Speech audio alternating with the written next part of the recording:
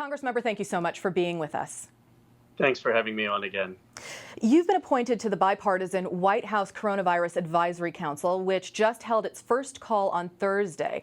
Can you tell me about this council's makeup and what it's expected to actually do?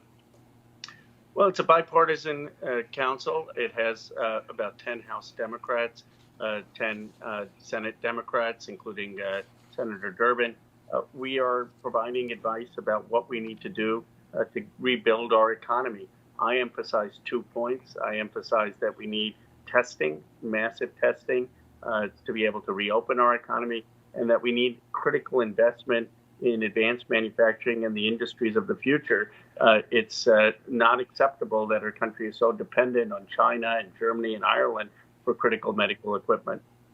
Do you expect the council to accomplish any of these goals of adding more testing or to change the way manufacturing is done? Well, I don't know. All I can do is offer my ideas, my recommendations, my willingness to work for the country and put politics aside. Obviously, ultimately, it's the president's decision. I have disagreed with him, as people know, very strongly, but I thought at a time of crisis, it's important for us to put the country first, and I was going to do my part to offer ideas that I was hearing from my constituents about what we need to do. Do you feel those ideas are being listened to by President Trump? They were listened to on the call. Whether there is action that follows it remains to be seen. This week, you also introduced the Emergency Money for the People Act, which you co-authored with Ohio Congressmember Tim Ryan. Now, under the provisions of this proposed legislation, you would send $2,000 a month to Americans over the age of 16 for 12 months. Tell me about why you're proposing this legislation. Well, it's very simple. I mean, right now, we still haven't had the stimulus checks hit, but a stimulus check of $1,200 limited to people who make under $75,000 is not enough to deal with this crisis, to pay the rent, to put food on the table, to pay your mortgages. What we say is that we need to give $2,000 to every household under $260,000. A lot of families in the Bay Area would qualify, and it needs to last for the duration of the COVID crisis, up to a year if need be. We are underestimating the severity of this crisis. People need help to make the basic payments. And this crisis wasn't their fault. The government needs to step in. When you say we're underestimating the severity, who's underestimating it? Well, the government is underestimating it. I think the administration is underestimating it. They're underestimating the impact this has had on working families, how many people aren't being able to pay the rent, how many people are running out of funding to buy basic groceries and basic supplies, how many people are out of jobs and maybe out of jobs for a long time.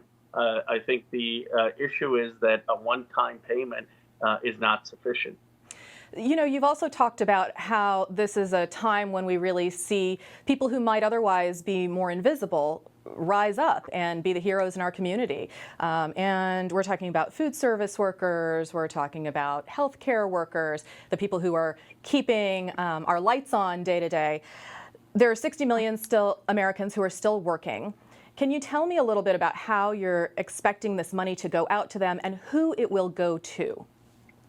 Well, it's a great point, and that's why Senator Warren and I have proposed a workers' bill of rights. The reality is, even in an age of a technology revolution, in a digital age, there are a lot of people who still do physical labor who we are so reliant on. I mean, this whole crisis has showed us that we're reliant on the person who delivers our groceries, who drive the trucks to warehouses, or our warehouse employees packaging those groceries, or dependent on the technicians who keep the internet running, the electricity flowing.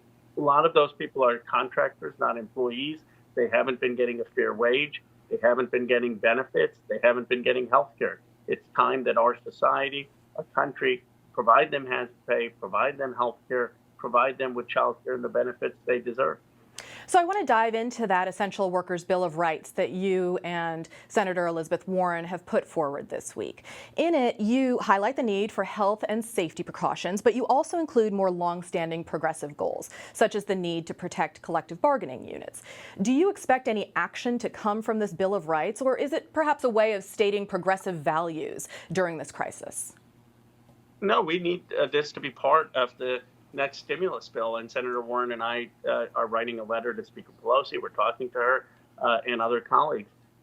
I think this is something that we all should agree on, that if someone is going to the grocery store to work, they should be safe. They should get a decent wage and be paid for the risk they're taking. They should have childcare. They should have an ability to bargain for their rights.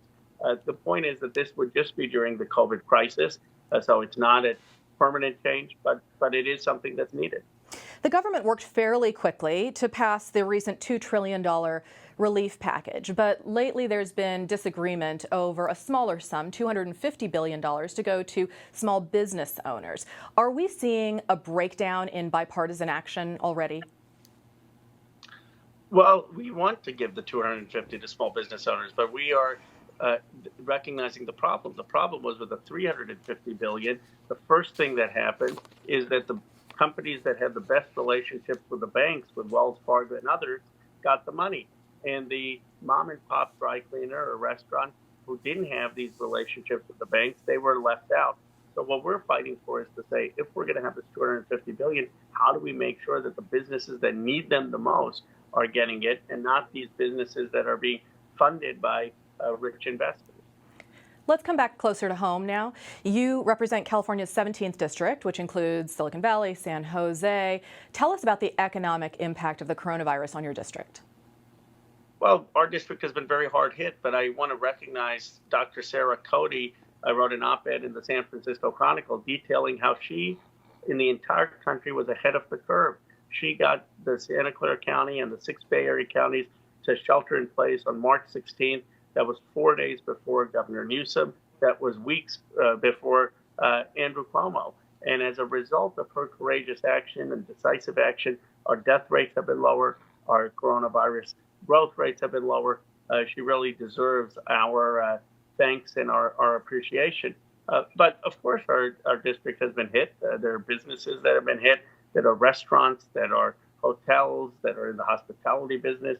Some of them are facing the real prospect of going under. Our startup community has been hit.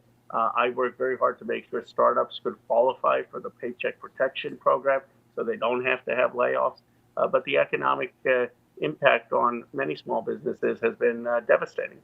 In the last few moments before we go, how do you see society on the other side in the region as we start to reopen as a nation? Are we going to be seeing permanent governmental structural changes, and what might those be?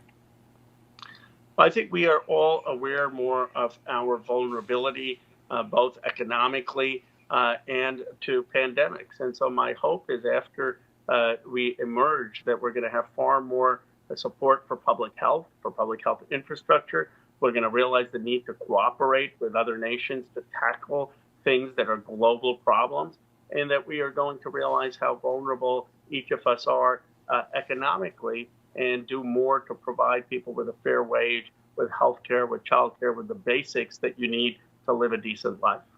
Congressmember Khanna, thank you so much for joining us.